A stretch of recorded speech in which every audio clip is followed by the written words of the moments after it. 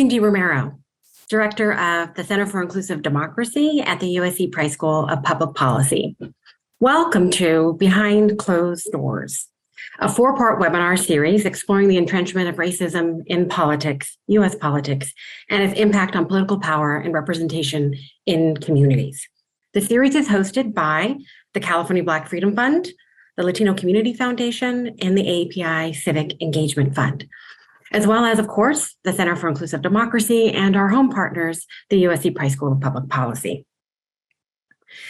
So today's webinar is the third installment in the series. Its title is Behind Closed Doors, Redistricting. Does it really have to be zero-sum politics?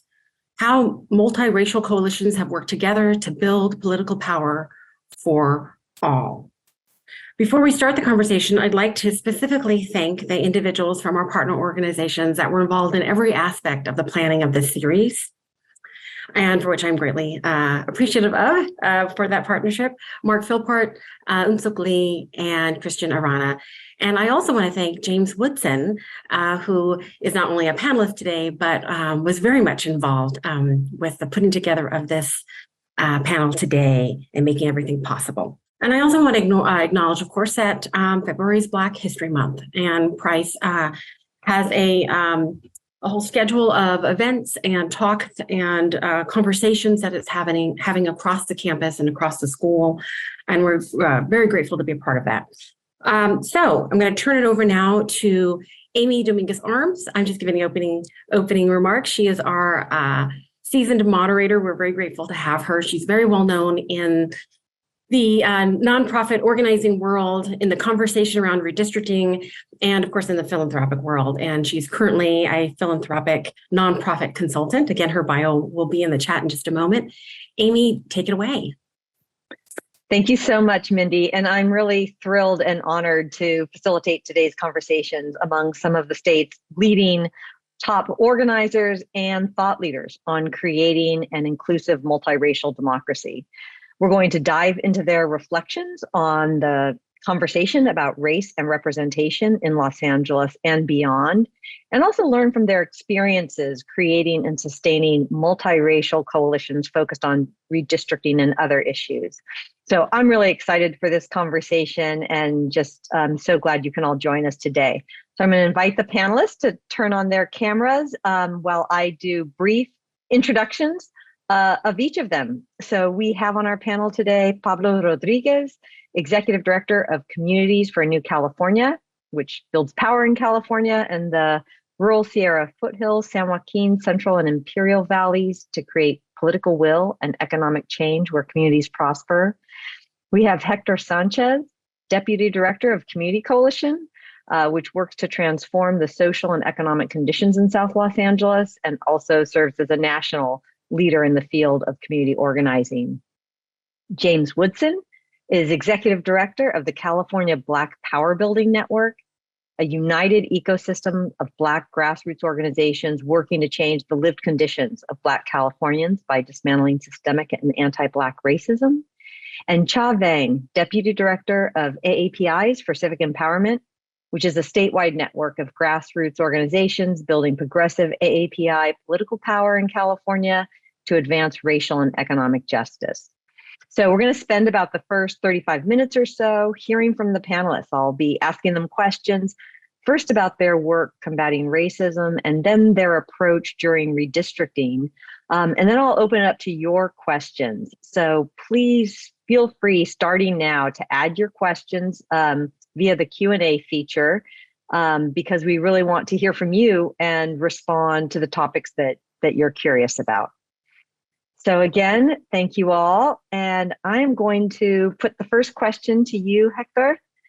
As an organization focused on the city of Los Angeles, what was your reaction at the release of the LA City Council recordings? And what are your thoughts about the conversation on Black and Latino representation in the aftermath of the recordings release? Hi, Amy. Thank you for having me here. Happy to be here. I think, I remember vividly what I was doing when I received the call about, whether or not I had heard the recordings, and I was hanging out with family at that time. It was a weekend. And so I one of the my initial reactions personally was, complete chaos is about to, embark upon us.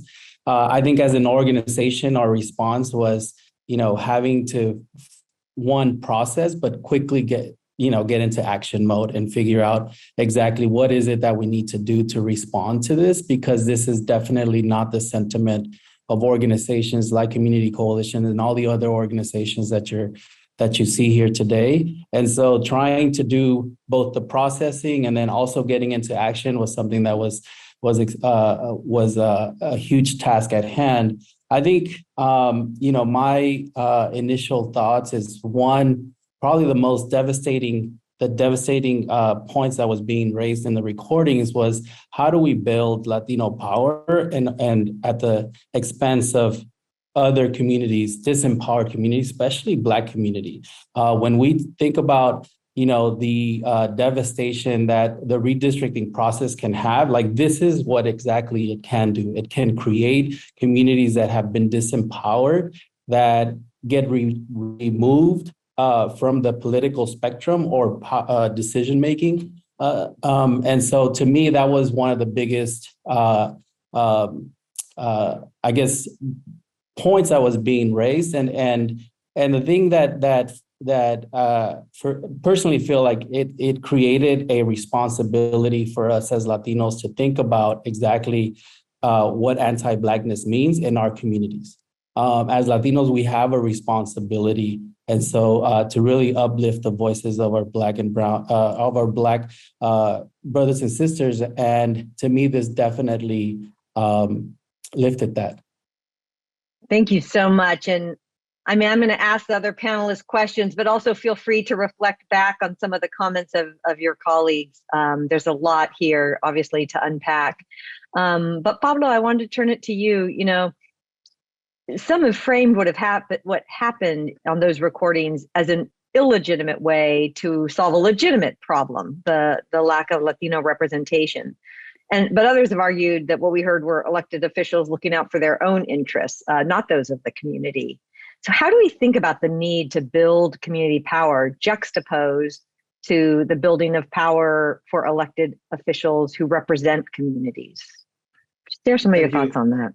Yeah. Yeah, thank you for the question, Amy. I fully 100% reject that it was an attempt to ensure Latino representation. I think that anybody that listens to the audios, is very clear that you have a group of people wanting to put their thumb on their scales to tip it in their direction, right?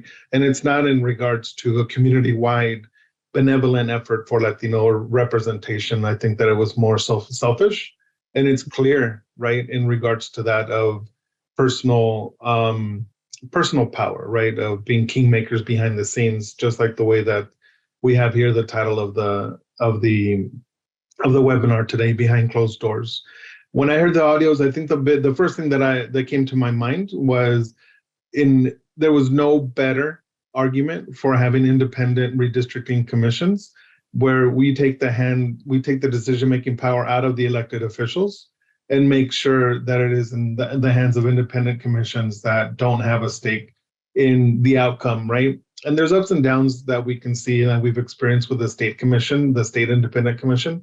But overall, I think that we can make the argument that the statewide commission was more responsive, significantly more responsive within their jurisdictions that they had to draw, while local and county municipalities and jurisdictions were just a nightmare to be able to try to work with and around, because they had their hidden agendas. And so I think that what we really should be talking about, if we're talking about really building power, right, through these structures, what is really happening is that the timeline starts with the census, with us organizing ourselves, with us partnering with organizations in the way that we did in the San Joaquin Valley, where we started as a base of the Fresno County Civic Engagement Table and grew out from there, working with organizations that represented different ethnicities and different races. And I'll go into that more later in the webinar. But I think that the biggest point that I will make here is that there could be no bigger argument for needing independent redistricting commissions who do not and will not put their thumb on their scale for their own personal profit. Great. Thank you so much. And Cha, I want to turn to you. Another aspect of racism that we've seen are the anti-Asian sentiments being on the rise, and we've seen acts of violence committed against the API communities. Curious to hear from you what type of impact that has had on your work and how you think about safety in this context. Knowing community safety is critical for the communities with whom you work. But on the other hand, the word public safety has been used often to disproportionately harm BIPOC communities, particularly Black communities. So how do you balance that and think about that in the context of your work? Thank you, Amy, for that question. I'll start by saying that we definitely need to redefine what public safety is, and in a way where our communities feel like they're empowered, that they're safer, not just with law enforcement, but actually in the communities, in the people around them.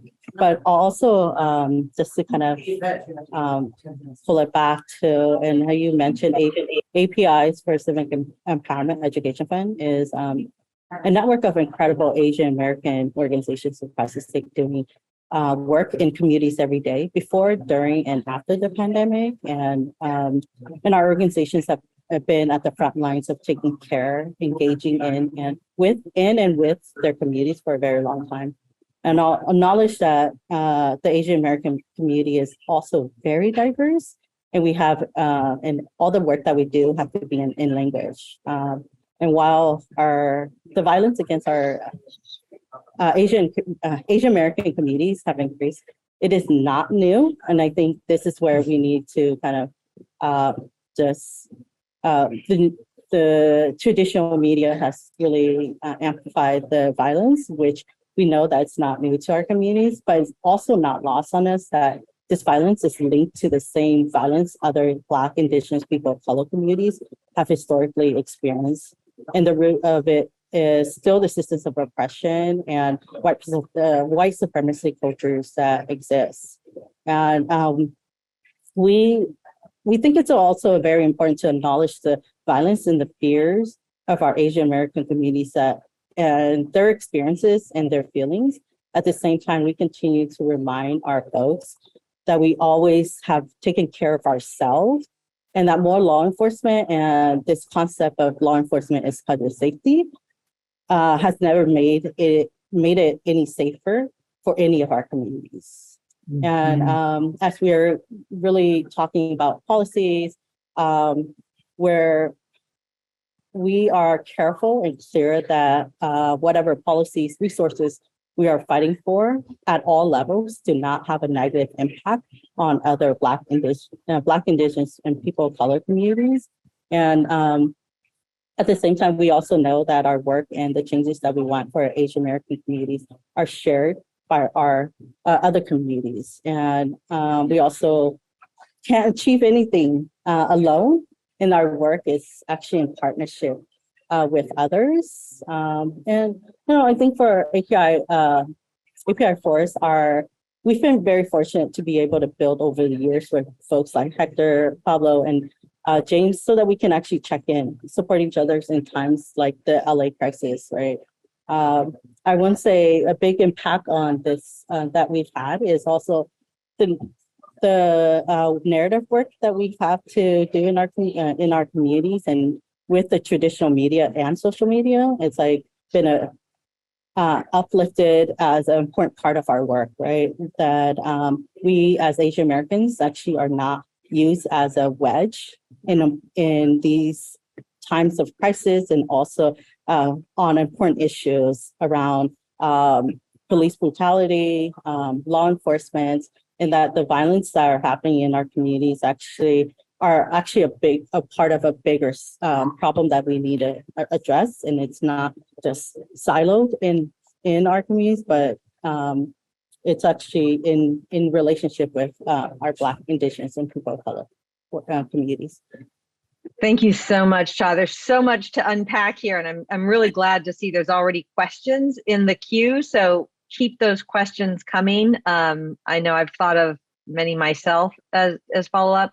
But James, I want to turn to you. As one of the leaders of the California Black Census and Redistricting Hub, In what way did you see the sentiments we're talking about here on that recording that Chaw's lifting up? In what way did you see that those sentiments play themselves out in the redistricting process, if you did?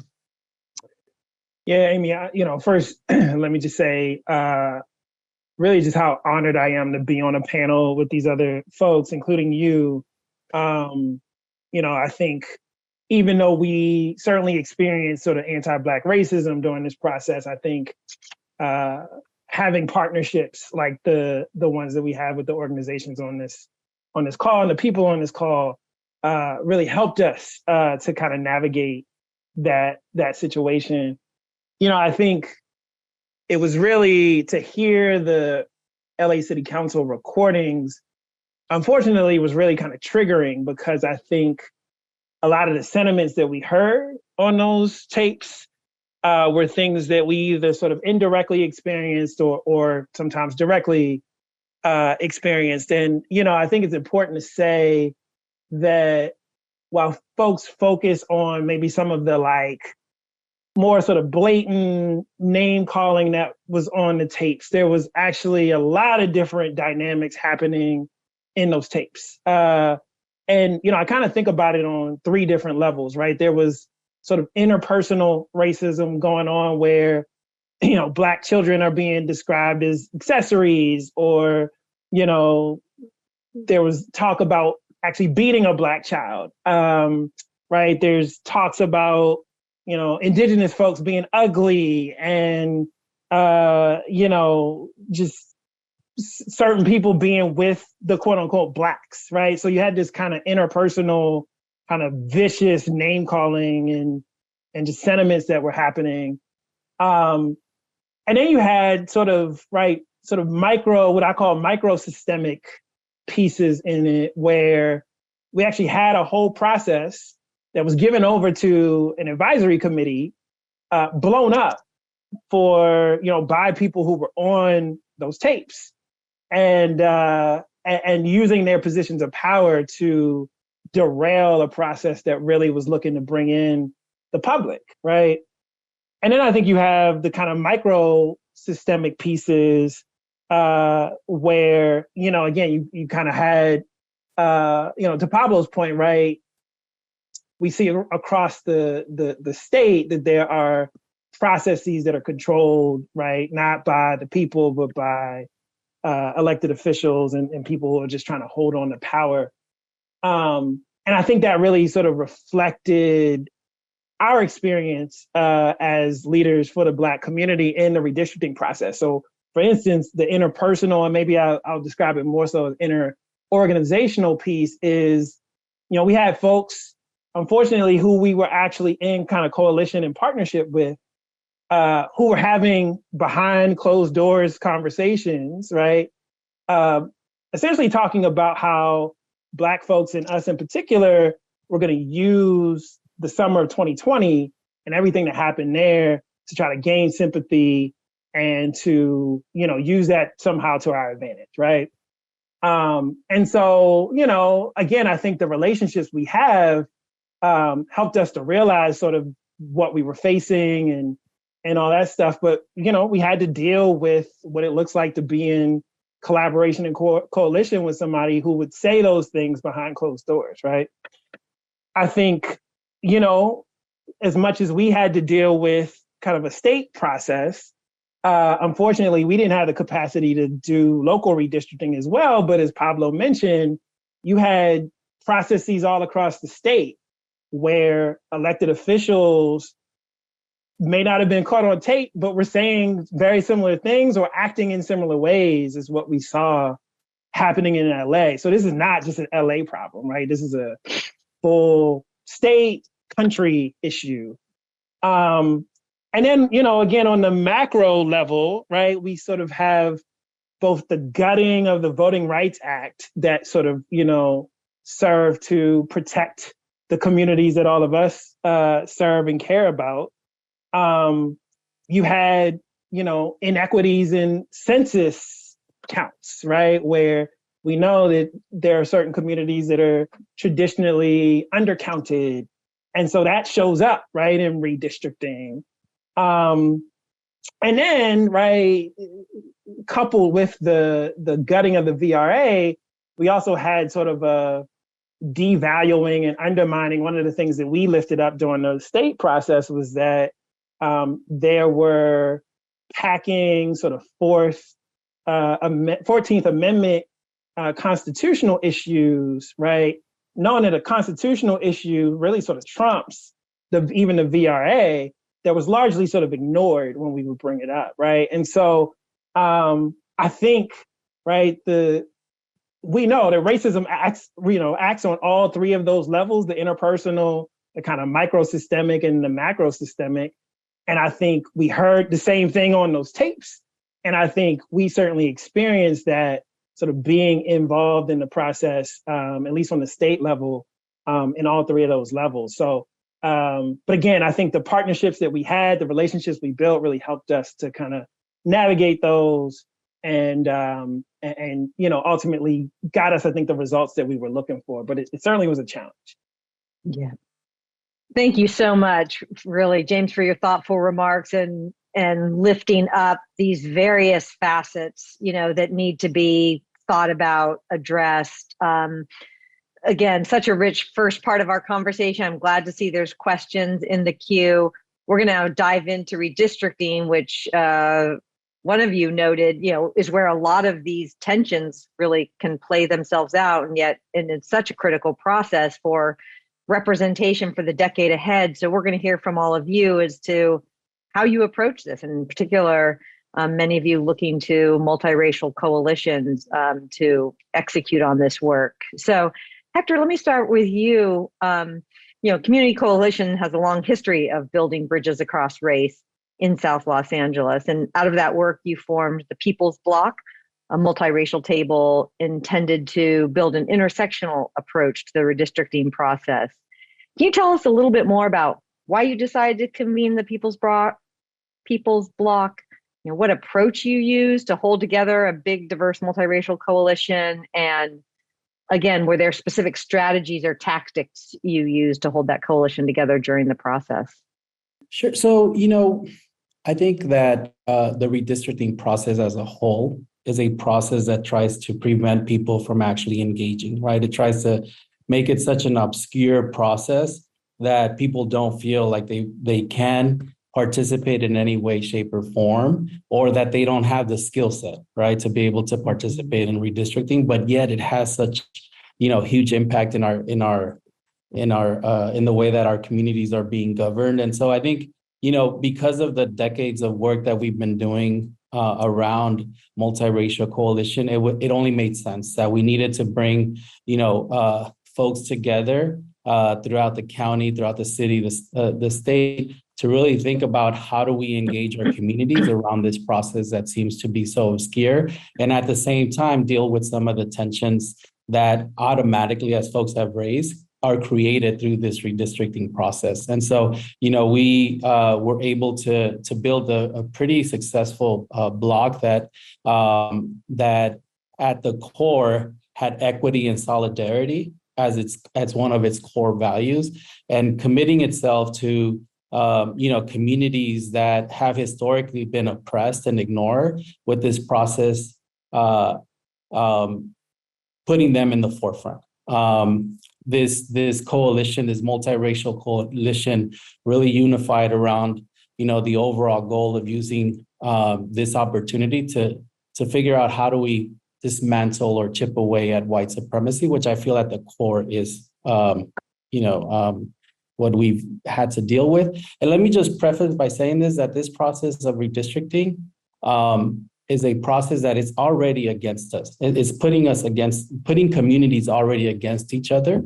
And, especially in the city of LA, in the county of LA, being so big and having such limited representation already has put the cards against us. And so having to go through a process of saying the line, agreeing in how the lines get drawn is such a delicate kind of way of how do we talk to each other about, why it makes sense that we move this direction or another. And I can say that is not that the People's Bloc were always in agreement with each other. There was definitely tensions that we had to, deal with, but because we've been able to build the political trust with each other, it was a process that allowed us to really engage in some of those conversations. Again, at the core was putting the voices of our people at the forefront of all this. One point that I did wanted to lift around this was that in the city of LA, having an independent redistricting commission makes even more sense after seeing the process of the play itself out.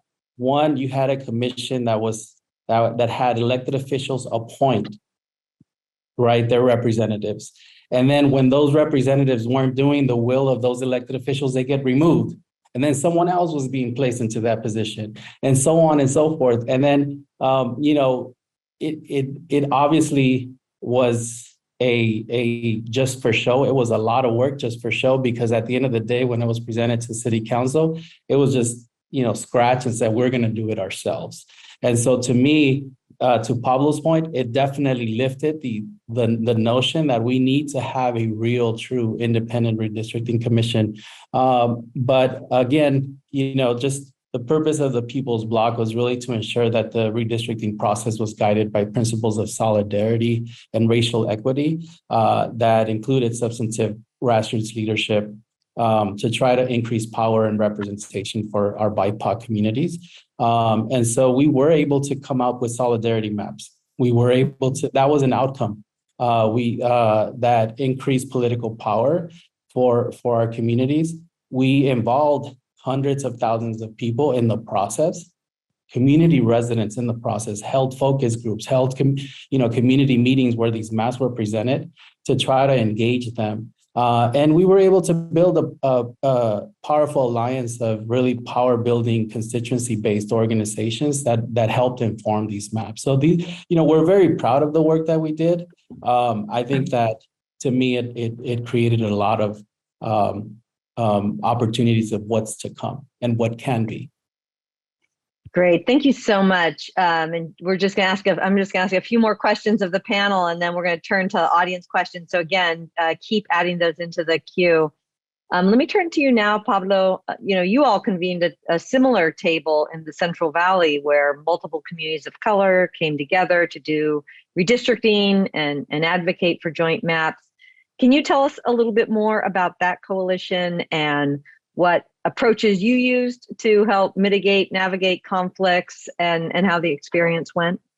Sure. I think that what's important to state here is that the coalition that we formed was born out of the Fresno County Civic Engagement Table. So it began with organizations such as the Fresno Metro Black Chamber, Faith in the Valley, Hmong Innovating Politics, Jakara Movement, and Communities Friendly California, all organizations that have the technology and the experience to do mass civic engagement programs. And then from there, we built out, knowing and understanding that we would be doing work outside of the county of Fresno. So we partnered with California Common Cause to provide technical assistance. We had a relationship also with MOLDEP, and relationship also with the University of California Community Labor Center, also to provide support on the technical side of issues that we needed, specifically with Maptitude, right? And so we had all of these pieces come together since the census I want to bring up, right? So the table was formed in 2015, but we began working and organizing ourselves, getting ready for redistricting through the census, and that was in June of 2019, with an understanding that demographics are not destiny, right? And I think that that's really important for us to say, because towards the end of redistricting, or in the middle of redistricting, right, it became very, very clear that there was some organizations that were not necessarily part of our coalition who wanted to run up the score and have as large of a Latino majority district as possible. But what we did not subscribe to was that demographics were destiny, that Latinos were all going to vote in one specific way or the other, right? So what we did was, as we finished our work with the census, which was our coalition was called Cuenta Conmigo coalition that covered the counties from San Joaquin County all the way down to Kings County in the San Joaquin Valley. We all in combined had an effort of reaching over 250,000 residents during the census. Because of the understanding that we had with going door to door, speaking to residents about the census, we also were able to have a very fundamental understanding of the neighborhoods that we were working in. And I think what's important to state is that as we started looking at jurisdictions, it became very clear that you could pick any jurisdiction and you would find 70% to 80% of any given jurisdiction was now going to be majority Black, Indigenous, and people of color when you added up all of our folks, right? And so gaining 1 or 2 percentage points, 3 percentage points more Latino voters was really irrelevant. So what we did was, following the Fair Maps Act, is that we drew our maps, we drew our communities of interest, and then depending on the jurisdiction, we would overlay the ideal maps that we would propose. And for the most part, we were in agreement with those things. It was when we were trying to work with other organizations that were not a part of our coalition and trying to get at unity maps that became a challenge. And it was usually mostly, right, with organizations that were more Latino-centric, unwilling to budge, unwilling to compromise in submitting a unity map, which was unfortunate. But at the end of the day, we were happy with the results and what we were able to accomplish together in the process of redistricting. The residents, I think, in a really ironic way, right? Because they were able to experience both.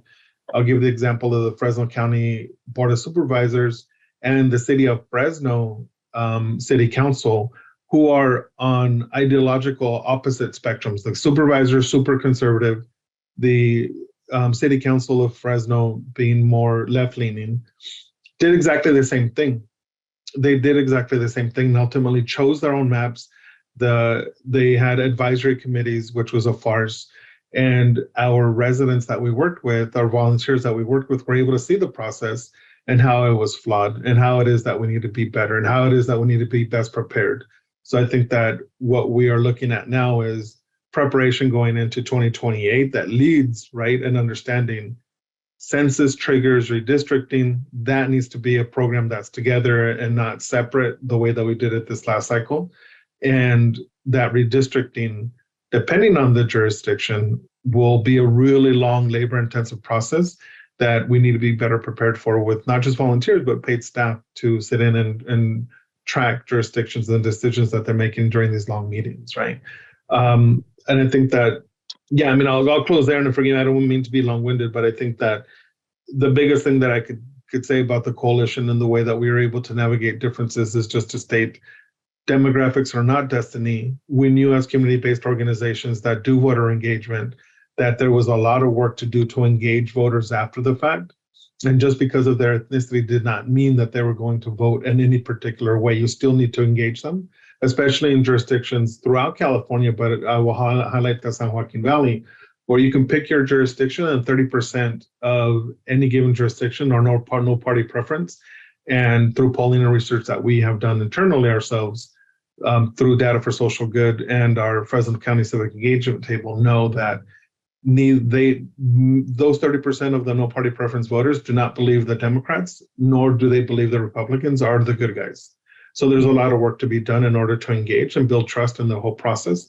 I hope I answered your question, but there's many layers to what it is that we were really navigating. But the bottom line is that we wanted to make sure that everybody was included through our coalition, and make sure that the white supremacy was not profitable in this case, right, for power. Yeah. Knowing that it's theft, exclusion, and exploitation of Black, Indigenous, and people of color that causes white supremacy to profit. So that's what we wanted to interrupt. So I'll stop there. Thank you. Yeah, thank you so much. And I just want to lift up, an element that I heard both in Hector and Pablo's explanation is this, that the work starts years before redistricting. I think that sometimes, funders who are going to support, so this is a message to funders in the audience, who are going to support community groups, do the civic engagement, do the the public engagement and redistricting think about it in the, the '01 year after the census. But what I'm hearing, you're talking about getting ready for the next round in 28. I mean, the trust building that needs to happen and the relationships to navigate the tough conversations and sometimes conflicts that come up in redistricting, that needs to happen, years earlier. So I really hear kind of this long tail of work to have these successful multiracial coalitions to be effective as redistricting comes into play. So that's my note for funders on the call as we think about supporting this work. Cha, let me turn to you. Can you describe your process for working within and beyond AAPI communities during the redistricting process? How did you prepare communities for the inevitable negotiations that were going to happen during redistricting, sometimes the tensions? And how do you ensure that your partnerships with other communities stay intact during and after the redistricting process? Thank you. I think it was also it was important for us as a AAPI specific environment to be a part of a larger multiracial coalition. So we were a member of the IBE Redistricting Alliance, also very active in the unity mapping group, which Pablo had mentioned, and really also making sure that we ground the redistricting work in, as Hector had mentioned, equity, racial justice, and solidarity. And I think we knew going in that in some parts of the state, Asian Americans actually and Pacific Islanders are large majorities, but in many of the parts of the state, we were also a small group, and that we wasn't going to get everything we wanted, but like, what are the places that, where are the things that we can work out with other communities of color, right? And so and I wanted to also say, as Hector had mentioned earlier, redistricting is really complex and boring, but important to make sure that fair lines were drawn, and which would not further disenfranchise Black, Indigenous, people of color communities even more, right? And this is also a chance to make sure that we had a chance at electing representation that had community interests in mind. To Pablo's point, because the process of census and redistricting was so separate, and many of our organizations came out of a long, tiring census campaign, and we were still in a pandemic. So redistricting was the last thing they really wanted to engage in. So that actually put a lot more pressure on us to really spend the good chunk of the year to educate the organization's leadership, their staff, their base, and the community about what redistricting means, and that redistricting is actually a continuation of what census was. And it all really mattered to making sure that our communities are seen and heard, right? That we connect the state redistricting to the local, because many of our organizations are local, that are, and each at all the levels that our organizations in their base felt empowered to vocalize their needs, and then at the same time be able to make sure that we are working with other communities of color to just make sure that we are aligning our maps and that we're working to build power for all of us, right? It's never been it has to be this way or the other way. It's always been, and we can do better, right? And I think earlier Hector had just kind of mentioned the process of redistricting is just further disenfranchise our communities, because if you look at what time the hearings were at, a lot of our communities are at work, they're working multiple jobs, they can't spend 4 or 5 hours on these hearings to really fight, to be vocal about their needs. And then also the timeline of when the redistricting process was happening was actually pretty bad, because it was also during holidays. So just making sure that our folks understood like how much time and how much work was going to go into it was like a big part of how we needed to educate our folks. I want to say, I think in regions, as I mentioned, in regions where Asian Americans and Pacific Islanders were a large majority of the population, we were able to they're more visible in the mapping conversations. So I think we were able to keep whole as much as possible, and felt more doable, right? Where parts of the state that had a smaller amount of Asian American and Pacific Islanders, it was important for us to be very vocal about the negative impacts it had if we were not able to keep them whole in districts, right? And that representation, and they are critical to also winning power for all our folks. That it's not just about one group being in that district, but it's actually a collective power building strategy, right? And then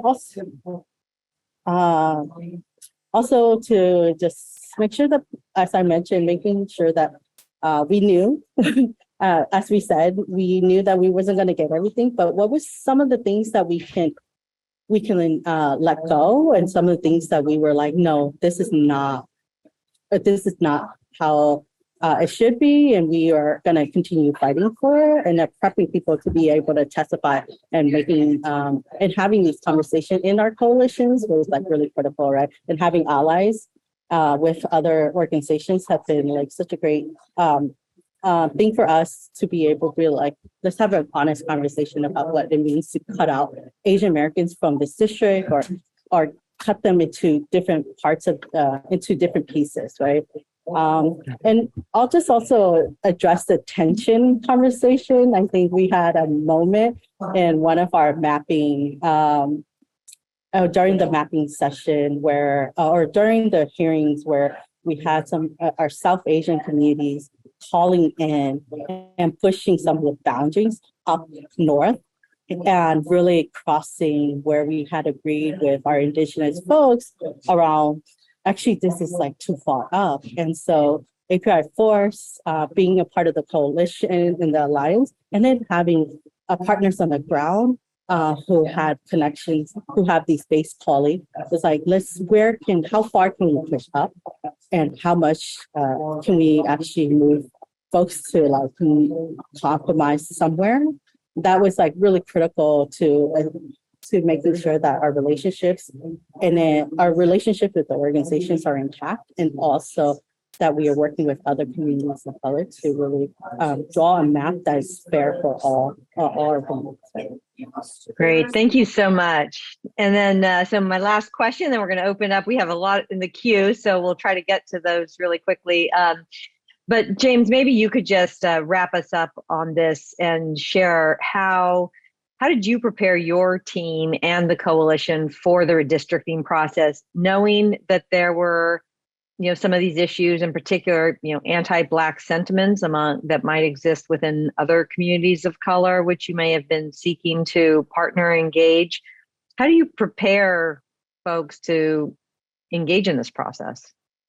Yeah, thanks, Amy. So maybe the first thing I want to say is, I can only speak to our experience in the state process. I did want to note that Common Cause and ACLU and ALC and a bunch of other folks have a report that kind of lays out what happened in local redistricting that I think is really good and can kind of give folks a sense of like just how much, sort of incumbency protection, status quo, racism was happening on a local level. So I did want to mention that. I think, to answer your question, Amy, that we had to do, quite frankly, what a whole bunch of Black folks have to do in their everyday life, and that is to work twice as hard, to be twice as good, to get equal results, right? And so we talk a lot about the talk that Black families have to have with their kids about the police. This is, I think, the other talk that Black parents have with their kids of, I know my mom had it with me, right? That, again, we have to do twice as much, work twice as hard. And so I think it underscores your point, though, about starting early. So we we're able to start talking to our coalition about redistricting. Back in 2019, as Pablo mentioned, to Cha's point, right, that subject can be not just boring, but can seem irrelevant when you're so far out. Like people are just like, well, how does this relate to my everyday work? How does this relate to my life? And I think what we found is that talking to folks helped prime the pump for when that conversation did come up, that folks weren't sort of surprised or taken off guard when it got to 2021, and we were actually in the thick of things, talking about communities of interest and lines and all that stuff. So I would just underscore your point about starting early and the need to like form, not only do training with our own communities, but to form these relationships and these partnerships, I think are really important. You know, I talked about the sort of systemic racism that exists within redistricting, right? But it also exists outside of redistricting and has an effect on the redistricting process. And what I mean by that is, you know, we've seen that Black communities have essentially been gentrified and displaced over the last sort of several decades, right? And what that did in redistricting is created a situation where, you know, not only did I push our team, but I think really we had to draw more maps, draw wider maps, right? To almost do it on all levels because our folks were just all over the place, right? They weren't in these sort of traditional urban hubs like LA and Oakland, but they started to move into places in Contra Costa and San Joaquin and throughout the Central Valley and in the Inland Empire and down in San Diego, right? And so that just means that we have to draw more and draw again on all levels. And I think that takes resources, time, expertise, right? We were able to bring on USC's ERI department to help us with drawing some of those lines, right? And so having that type of expertise to really help us, I think, helped us have a really big impact. Maybe the last thing I'll say is that we came into the process very clear about what our hard lines and what our flex points were going to be. And I think, you know, in some ways that made some partners upset because they felt like, well, you guys aren't, you know, willing to give, you're not compromising. But I think what we did strategically is kind of came in with a compromise, right? One thing I think is important to say is that I don't think that most people in the Black community are scared of Latino or AAPI power, right? That there is a sentiment that, you know, I think Cha spoke to this, that we're all moving together and that we have shared interests and values that can benefit all of us. What I do think people are against, and I know what I'm against, is Latino and AAPI power that then tramples over Black political power, right? And so I think that tension and that sort of through line is a hard thing to balance, right? It's easy to just kind of go into your own kind of cocoon and worry about your own. It's harder to build relationships, to be about everybody. But, you know, I think, you know, Hector and Pablo and Cha spoke to this. I think we get better results when we do that, right? And so I think it's just important that we continue to push on that point and just realize, right, that Cha talked about it. We need to prepare our folks, our communities, to have these tough conversations, but be willing to compromise and give and meet people kind of where they are. Great point. Thank you so much. So let's turn to some of these good questions folks have teed up. So someone asked about the issue of, can we achieve fair representation through redistricting if we continue to have a single member district construct for our representation? So this person is posing the idea of, what do you all think about using ranked choice voting to have proportional representation, multi-member districts? Is this anything that any of your organizations are working on, thinking about? if anyone wants to speak to that. I mean, I can just kind of chime in and say that I think there's a lot that we can do. I think ranked choice voting is a piece of it. I think the issue really is that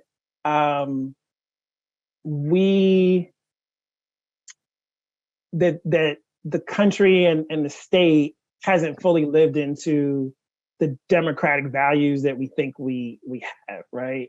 And so I think what we have is a lot of, and I don't mean this in the sort of capital R sense, but a lot of republicanism of like, right? Even I think that seeps into our communities where we think we're just going to elect this person and they're going to handle, right? They're going to make all of these decisions on our behalf and they're going to handle things for us. But we haven't really figured out ways to like bring power back to people. I think, Pablo talked about that. And so I think that we would certainly be interested in anything that kind of moves us in that direction. I think we think that, ranked choice voting is part of that solution. I think part of it is the Independent Redistricting Commission. And I think there's also just other things that we need to do in terms of how government works and how people think about their relationship to government that also needs to happen to move us closer to true democracy. Great. Thanks, James. I'll lift up another question that talks about another facet of both fair and effective representation, and that's around providing both candidate and public officials training for folks once they get into office. Here's someone from Contra Costa County noting that a number of folks have been elected to offices, but do they have the training, particularly folks who may be new to this? She's references new Latinos on the school board. To what extent are any of your organizations either involved in that, in training folks to run for office, doing that kind of training, or once folks get in office, helping them to navigate, these roles and support them in these roles? I mean, I think that's a very important point. That candidate development is very key. We can't,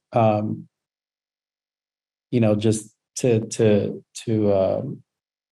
James' earlier point is we can't just let the process be. We have to make the process work for us, and that process includes candidate development and making sure that our folks are ready to play a key role, a leadership role within government. And I think that I know there's a lot of work that is being in the thinking process, planning process around candidate development now, but it is a very important element to power building, I think. Mm-hmm. I can make a comment. As Hector had mentioned, I think there's organizations, I think, across the state that are doing candidate and elected training to recruit and to train them after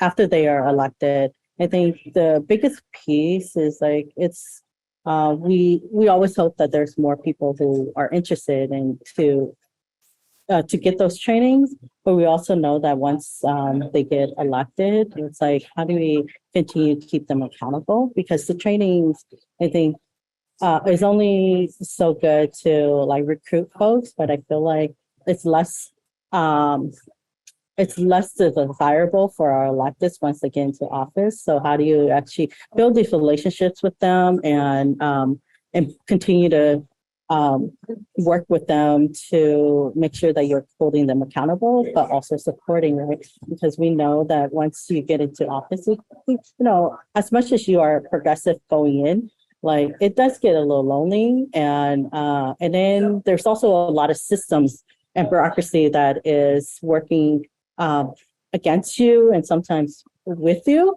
And so for us as community organizations and redistricting is like one step to building power. But once we can train and we can train candidates, and then once they get elected, there's also a whole new process about how do you co-governance and moving forward, right? Co-governance, even if they're not trained to be co-governance as community-based organizations and doing this work on a regular basis, we have to actually we continue to build this relationship where we can move policies and move things with our electeds, right?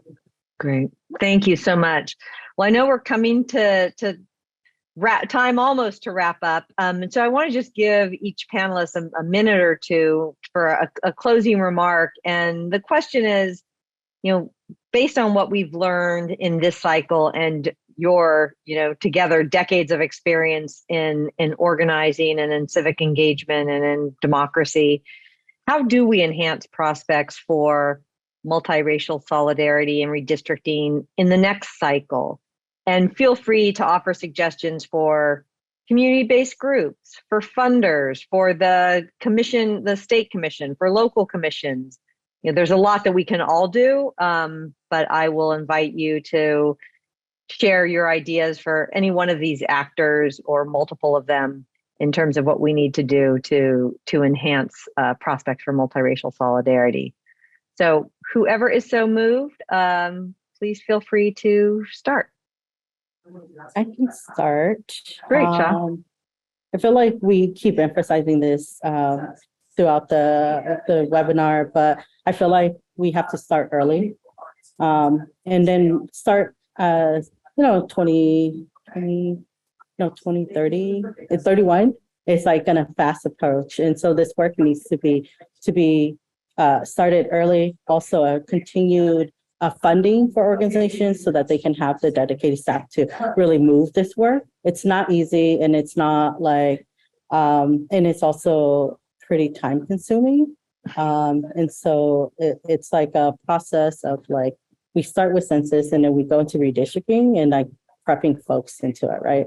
I also think that as we had built the coalitions, we were able to be really grounded in what we want to, grounded not in just like racial, just representation of groups, but actually grounded, as we had mentioned, like in equity, racial justice, and then the understanding of what solidarity means, right? Because I also think that it's still a learning process of what solidarity means when it becomes like, well, it's either when it's like our communities are being pit together in these situations, right? And so I would say those are the biggest pieces for me. And yeah, I think there's a lot of education because, to be honest, I did not understand redistricting until in the middle of census. And it's like, okay, I don't want to be a part of redistricting, right? And so like, how do you actually also train people to be on the commissions who are equity and racial justice focused, right? And are grounded in those values so that even if we're not, they're independent from our stuff. They are also open to listening to the values of the community's voices, right? Great. Thank you so much. Others? I can hop in real quick. I think my hope is actually a bit of a challenge for us all individually. One of the things that we heard on the LA City Council recording, or really in the aftermath, is that one city council member who's still on the city council and should not be, but he made this claim of like that he wasn't the one that said the comments, and that I guess this sort of this thing of like I should have spoken up more, and I just really want to challenge all of us to, when we hear problematic rhetoric, narrative within our own communities, right? And that can often be the times where it's like the toughest because, you want to belong, you want to sort of move in solidarity with folks that have these similarities to you. But I think those are the moments where we can really challenge this the most, right? When you've got family members or you've got partners again, folks within your own community who are lifting up things that you know just aren't right. I think it's imperative on all of us to speak to that. I think, you know, as the Black Power Network, we are in the midst of a battle like that. And I think, you know, the question is, are we, you know, willing to quote unquote lose something to do what's right? And I think that's just going to be really important, right? Like shifting our whole society to a more inclusive and equitable sort of approach is going to be difficult, and it's going to require difficult conversations, but we got to be willing to have those. So Great. Thank you, James. Thank you, James, for lifting that. And I think that that's absolutely right. I think, you know, I mentioned in the beginning that we as Latinos play a critical role in this current moment, given the context of the recordings. And I do say that not lightly. And I think that you know, calling out anti-Blackness sentiments not only within our workplace, within you know, colleagues, what have not, but also at home is very critical. And so I just wanted to ground that. And I think to Child's point, the process of building multiracial, building trust, which is very important in this overall process, it starts now. And so it's continuing, you know, on the work that we've been doing for many decades. And so not feeling like we have a pause, but rather just building on that. And if we start thinking about census and thinking about redistricting, to Pablo's earlier point, you know, in 2028, 2020, we're late already, right? And I think that even just thinking about 2028 is a little bit daunting, but it's, you know, it's right around the corner. And so I think that, you know, it's important to start the process now, to continue to build on what we've been, you know, working on now. And so, yeah, that's key. And that's hopefully part of the vision that I have, is that it's starting that process now. Great. Thank you so much. And Pablo. This is a very difficult question for me to answer. The reality, right, that we live in the state of California that has a population of 40 million people. So if we take that 40 million, right, and we just look at the state Senate districts, there's 40 state Senate districts with 1 million people each, right? Each one of those districts has its own personality, has its own makeup of people, where the majority, right, and I'm not sure, well, anyway, I'm going to go into this. It's not a Republican versus Democrat anymore. It's corporate Democrat versus progressive Democrat, maybe, right? And the people who go into those coalitions and how they partner depending on their goals changes in each one of those jurisdictions. So I can't give you a blanket answer for how it is that we achieve multiracial coalitions. What I can tell you is that the report that has been produced by California Common Cause and the ACLU in their executive summary does a really good job of highlighting 2 points, which I feel is very important for the volunteers of CNC and the people who partner with CNC as an organization. And that is transparency and public participation. The transparency, to be very clear about what process we are following, right? And what criteria is being followed, so we can communicate that to the people who we are working with. That is the best way to be very clear about what it is that's happening, right? And that there's some level playing field that everybody has to follow. But when we have people who are elected officials, in this case in Los Angeles, who are Latino, who have their thumb on the scales at the expense of others, there's no better way to give a rise to cynicism and to break down anything that any organization is trying to do to build a coalition that is multi-ethnic and multiracial. So I think that I would really encourage everybody to go back to read the Common Cause report with ACLU. And for me, again, transparency is the biggest thing that can happen, because we experienced it again with the Fresno County Board of Supervisors and the City of Fresno City Council, who wasted the city council members, who were all Democrats, who wasted hundreds of thousands of dollars paying a demographer to create maps, to create public meetings that were all a farce, because in the last week, the city council member subcommittee created their own map, which was what they adopted. And it's just a joke. And so how do you sustain a coalition when you have people like that, that are the ones that have their thumb on the scales and are the ones that are not being transparent? So I think that transparency and adopting the recommendations that the Common Cause and ACLU report promotes is a step in the right direction. And that's the best way I could currently answer that question. Great. Well, I want to thank all of you so much for your time, your wisdom. I always learn in conversation with all of you, and I learned a lot today. I'm sure all of the folks on the call did as well. So thank you for your time. Thank you even more for the work you do day in and day out. And it's just been a wonderful to spend this hour plus with you. And I will turn it back over to Mindy to wrap us up.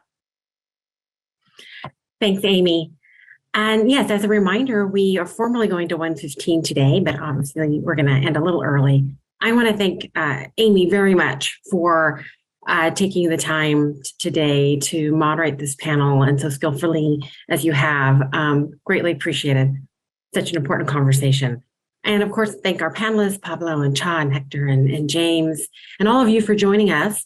I want to make sure you're aware that in about a week or so, we're going to have the video and all, as well as a highlight video of this webinar that'll be available on our website. We'll send it out to our networks and encourage you also to view the previous videos and, of course, be a part of our future webinar in March. Cha mentioned in her closing remarks or a little while ago about this being a learning process, right? And putting in the time and the long game, really. He didn't use that term, but certainly a learning process. And we hope that these videos have a life of their own. So it's a conversation we have today together with all of you. And the videos also can be used to share additional knowledge, to create further conversations, can have a life right beyond these exact webinars that we're all a part of. And I just want to note, James, you also talked about the importance of honest, right, hard conversations. And that really is the goal of this whole series, Behind Closed Doors. Every topic that we've covered, they're all intertwined. And we hope that if you leave today, you continue the conversation, you have hard conversations, good conversations, and join us with our next webinar that'll kind of close out the series. But again, we encourage things beyond that. So thank you, everyone. And I want to lastly, but not least, thank my team, the USC Price Communications team that also made this possible in terms of setting up the webinar and organizing everything. So thank you, everyone, very much.